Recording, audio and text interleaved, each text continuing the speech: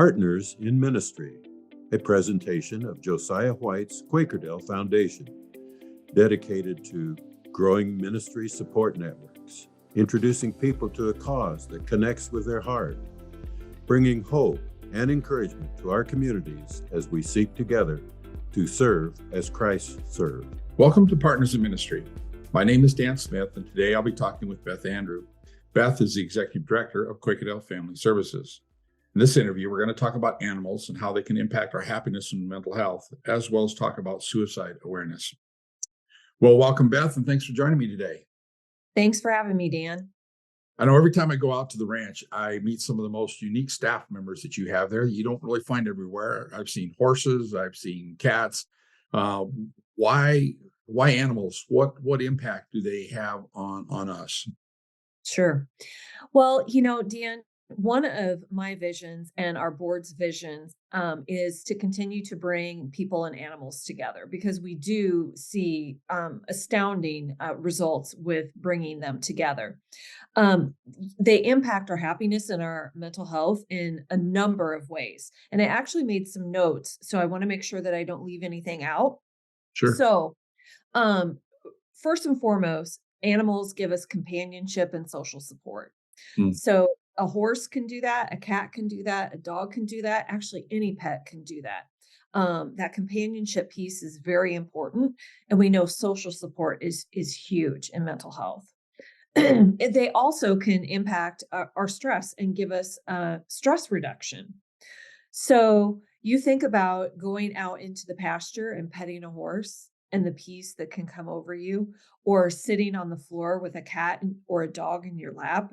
It's just a stress reduction. Physical activity. So going out and having to catch the horse, you're getting physical activity.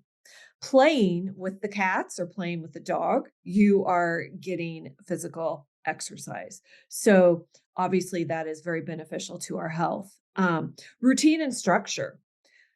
We have to take care of all of these animals. They depend on us to take care of them. So it helps us keep a dependable routine and structure. We have to get up, we have to feed them, we have to water them, we have to brush them, we have to play with them. We have to do all of those things. So keeps us active and keeps us in a routine. It helps us practice mindfulness, because animals are in the present. They respond to us based on what's going on, and they respond to us with enthusiasm, and they keep us mindful of ourselves and keeping us in the present. Sure. They give us a sense of purpose, social interaction. So just going and being with them is social, non-judgmental. Animals don't judge. Animals just love us for who we are, and that's what makes them so stupendous. Actually, interacting with animals releases neurotransmitters in your brain that actually can help heal your body. So there's science behind this. There is definitely science behind it. And then last and not the least is therapeutic interventions. As you know, Dan, we use our horses in equine assisted psychotherapy, and we see the impact that this type of intervention has, on people with their mental health and their happiness. And as far as the cats, just going and hanging out with them, petting them and being with them is also therapeutic. So to me, that's why it's important that animals are a part of what we do, because they are such a vital piece of helping people heal and helping people grow. Sure. Mental health has really been a big topic over the last few years, and rightfully so, because it's just been, it's something that we really struggled with in the United States. September is Suicide Awareness Month. Give us a little update in terms of the condition of suicide in America today. Where is it? What role is it playing? What are some things that are happening in that area? Right. Well, I think it's important for us when we think about suicide in Suicide Awareness Month, that is what we want to do, is to bring awareness to this what's going on in the United States, what's going on in the world, honestly. Um, and we need to cut the stigma. We need to be able to talk about suicide. We need to talk about interventions. We need to talk about prevention, and we need to talk about how to help people. So, just to give you some statistics here, again, I'm referring to my notes. I apologize, but there are over 16 million people in the United States with thoughts of suicide. That's 5% of our population. That's huge. That is huge.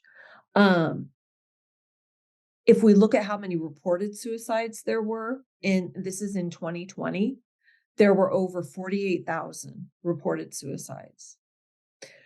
Unreported suicides, they were ruled an accident or there was something else going on. They couldn't necessarily rule them a suicide.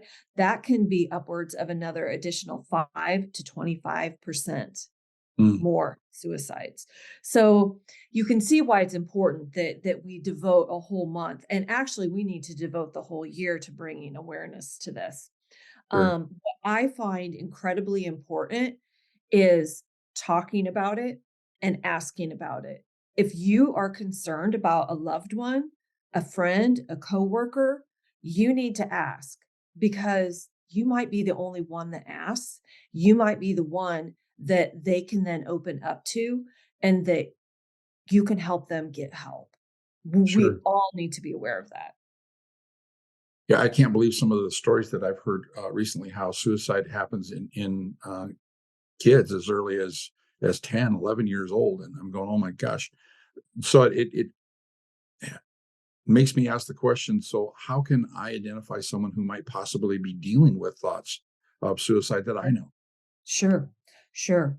So, you can look at some of their behaviors and you might be able to see that there's something going on. Something is off, right? So, it might be a matter of they are talking about things in the past tense. They recently experienced a loss themselves. They might be giving away possessions. They might be isolating more. They might be sleeping more. They might not be sleeping. So, looking for any of those little signs that you're like, they just don't seem quite like themselves. I think that I need to talk to them. Talk to them. Absolutely talk to them. Yeah, I know grief is real similar to some of the things that you go through. I mean, my wife just lost her mom here just recently, and one of the things that I remember is platitudes really just don't help at all, and sometimes just being quiet is sometimes the best thing. Are there? I know you've mentioned just talking with people. Are there other things that we can do to show people that we care, that we can support? We can't fix it. Mhm. What are some things that we can do to support somebody that's going through these thoughts? Sure. Well, I think that you nailed it when you said, show them that we care. Mm, So, asking questions and showing interest is huge. And being able to give people that platform to be able to get some of those feelings out, get those thoughts out, and talk about them.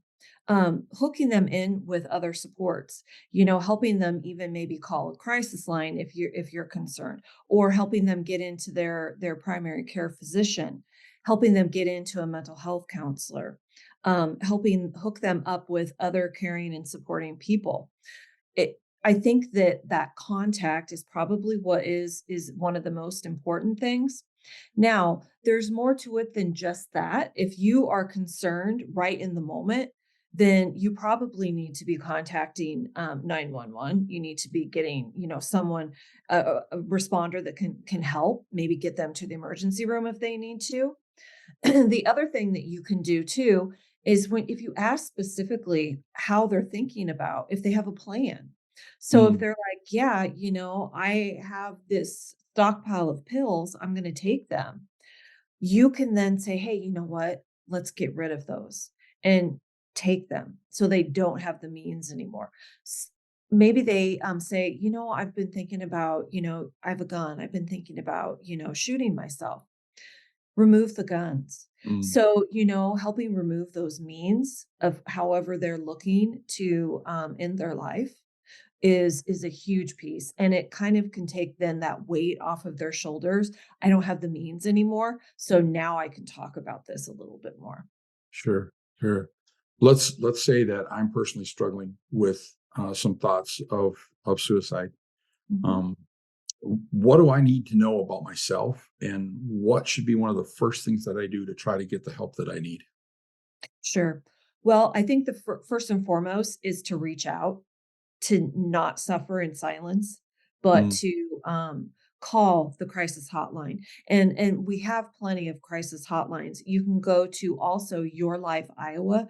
There's tons of resources on Your Life Iowa, and they actually you can go onto the website. They have specific things for suicide, as well as other mental health, as well as, substance use and addiction.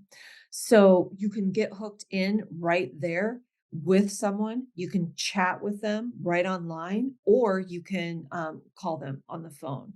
I think that that is first and foremost the most important thing, is to reach out. sure. One of the things that I've even caught myself from time to time doing is, you talked about the stigma of mental health. Mhm. If we don't change the way that we look at mental health so that it becomes the same thing as physical health or spiritual health or any other part of who we are, we're never going to address it an appropriate fashion. We have a tendency to get it an emergency state, rather than dealing with it when it's a lot easier to help with.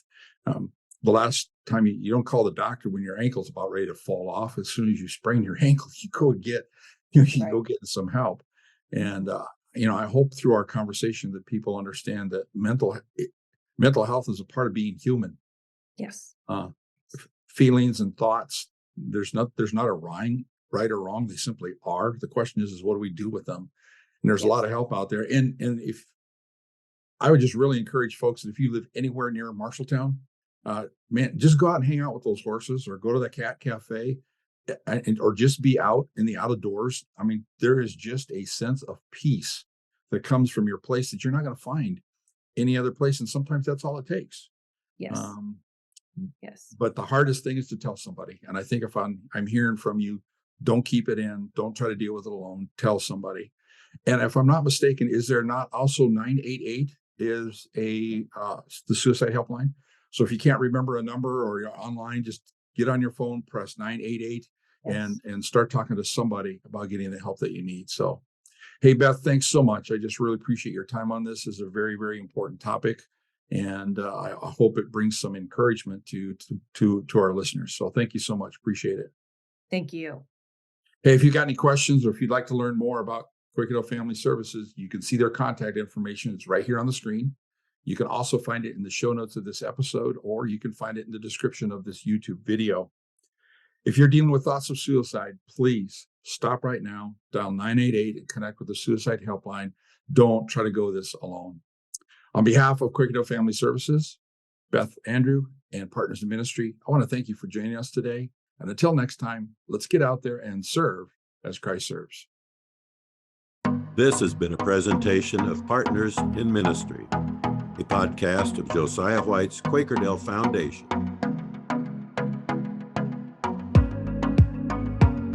To learn more and see the show notes for this and other episodes, visit our website. To stay informed of up and coming broadcasts, subscribe to our e-newsletter.